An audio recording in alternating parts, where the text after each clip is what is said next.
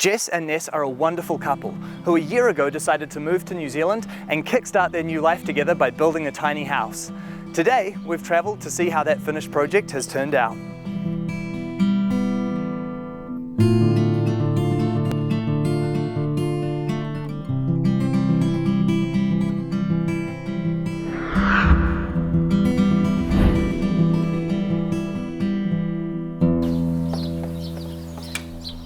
Hi Ness. Hi Bryce, nice to meet you. Nice to meet you. Hey Jess, how are you? Good, how are you?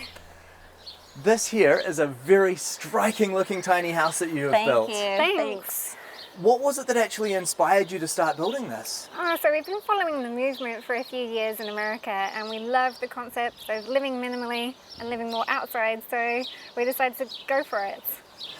One of the features that I really like about this house, just looking at it, is this drawbar. Yep.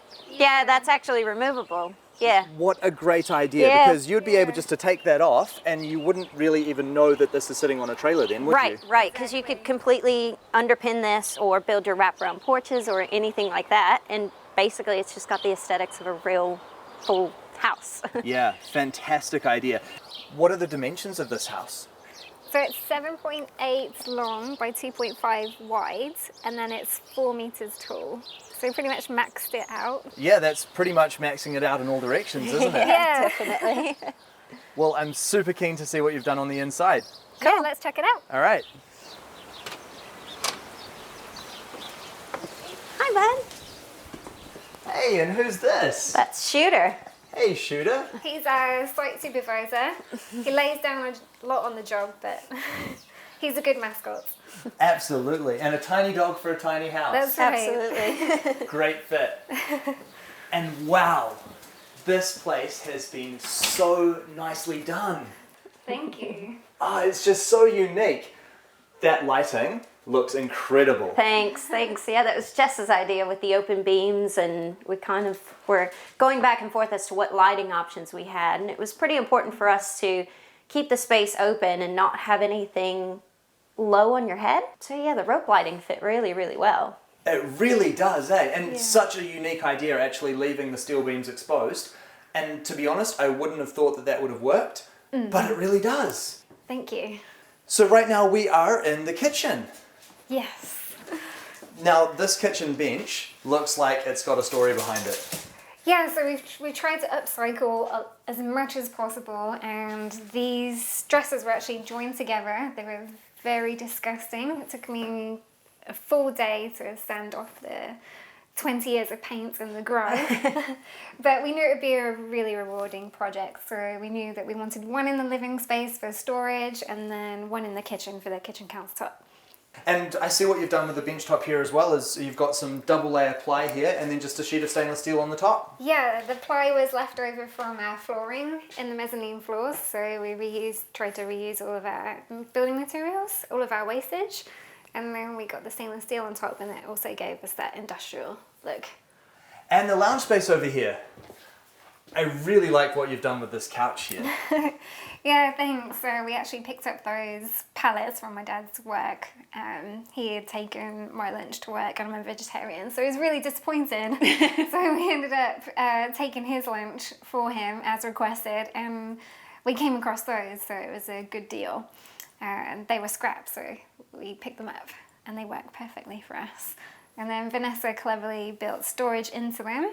Yeah, and we kind of used, they're kind of a gathering piece of all different types of materials, but we've actually used our leftover insulation for the cushions, polyester insulation. So we've created storage space. They're movable. You can shift them around and create an extra bed if you need to. But yeah, kind of fit the palette and the industrial look as well. Absolutely. And I have to say, I really love this rocking chair here as well. Thanks. Yeah, actually, this was my grandmother's, and I always remember it sitting on my grandparents' porch, and it was always a different color. My grandfather used to paint it, and when they passed away, my aunt actually gave it to me and said, I know you can do something beautiful with it. So I stripped it down, and all these different layers of paint came out, and you actually can see that my grandfather's fingerprint is still in the wet paint there. So it's just one of those pieces. We had a little piece of home here. When you're downsizing as much as you have to come into a tiny house, it's really almost heartwarming to know that you don't necessarily need to part with those things that still have such meaning to you, eh? Yeah, absolutely. Especially something of that size that actually fits in a tiny house. Yeah. It was impressive. Absolutely. And behind us here, it's hard not to notice your rocking climbing wall. Yeah. Really cool feature again. Thanks. That was actually made out of just recycled pallet wood. So Right. yeah, we found this really cool garden shop that sells them for $1 a pallet. So stripped them down and used it as a feature wall. And so what's the area for up here? Is that just kind of like a storage loft at this point? We kind of wanted to put a pipe up there, maybe have some clothes on an actual clothes rack or hanging. But yeah, it's just, it could be used virtually for anything. 2 girls living in a tiny house, it does make sense that you'd want to transform one half of it into clothes storage. Yeah, Exactly. yeah, definitely. I'm not sure all of our clothes would fit into the box. I have to admit too, the And biggest it's actually downsize was shoes for me. I'm a tennis shoe fanatic. So yeah, that's probably the thing that we needed for storage. Yes. If I see a climbing wall like that, I gotta have a go. Can I climb up? Yeah, Absolutely. Go for it. All right.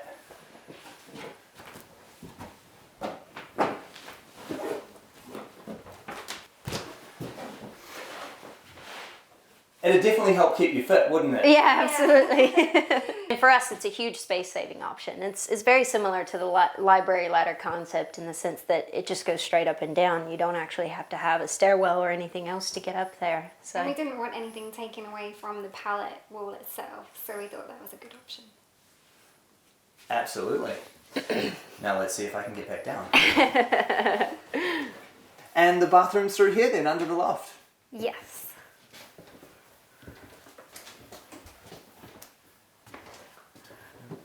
This is a really nice space. And you've even actually managed to fit a bathtub in this bathroom. Yes, so we intended on installing a shower, obviously because we have a lack of space to work with here, but we got lucky on Trade Me one day and found this tub for $1, and that made me very happy. And you've got the composting toilet here as well. Yes, we have a rubbish bin in a box. It's hard to beat the old bucket system. Yes. And how have you found using that? It's been fine, hasn't it? yeah, I think it's pretty intimidating going in, especially when you don't really know what to expect. You expect it to smell or whatever. But it's actually been decent. It doesn't smell at all. It's the scariness of emptying it is probably honestly the hardest thing, but the water saving aspect of it really makes it worth it. And I think when you get over the maybe the scariness of the stigma of a composting toilet, you soon realize that you can actually use a composting toilet and still have friends. Absolutely. Yeah. It's not life ending, that's for sure. And the sleeping loft over there, can we have a look at that? Yep.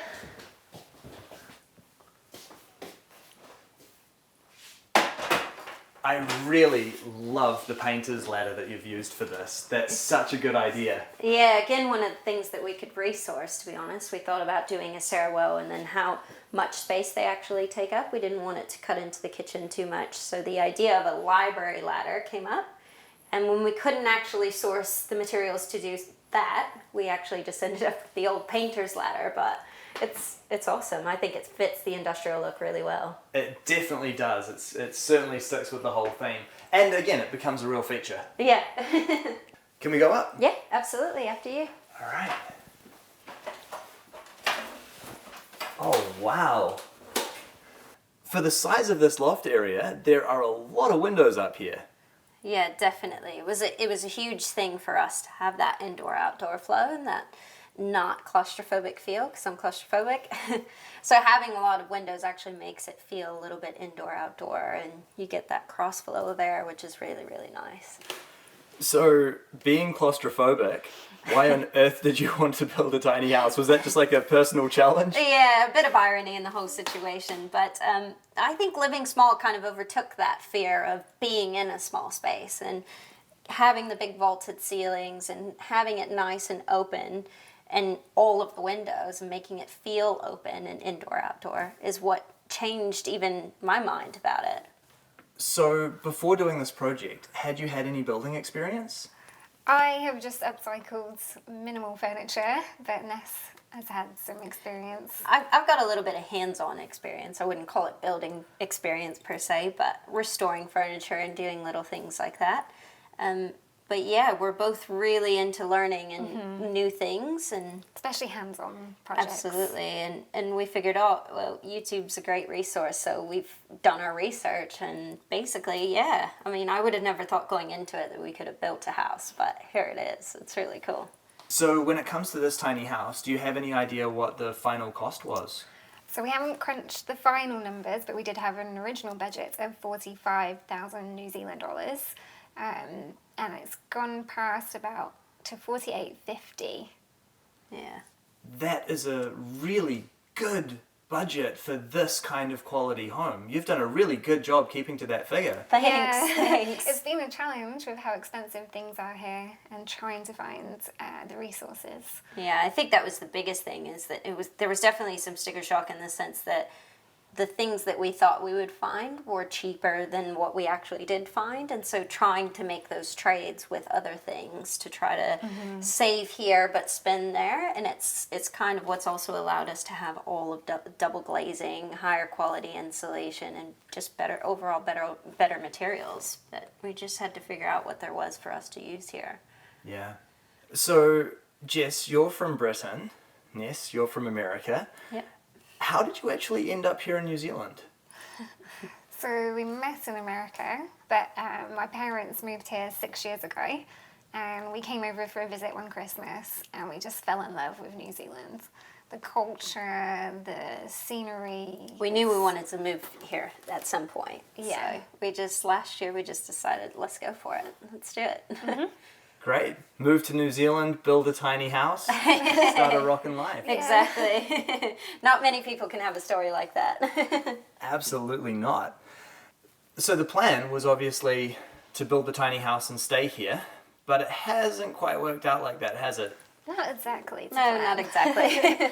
So we are moving back to America due to visas and work, which just didn't quite plan out as hoped. But we're looking forward to going back too. It's a bit bittersweet. Definitely bittersweet. Yeah, we're sad to leave New Zealand, but we are extremely happy with the experience that we've had here. So yeah, we wouldn't change what we did definitely in not. moving here and building this house. And you've actually blogged about and documented the whole build process, haven't you? Yes. Yeah. We created a blog for our family and friends to follow, seeing as we are both living overseas now together. So they can follow the whole build from start to finish, and some funny stories along the way. Yeah, some experiences. So yeah, you can find that at tinyhousewives.com. What a cool name as well. Yeah, it's a bit of a pun, but Yeah. we like it. A project like this is definitely something that you would remember for a lifetime.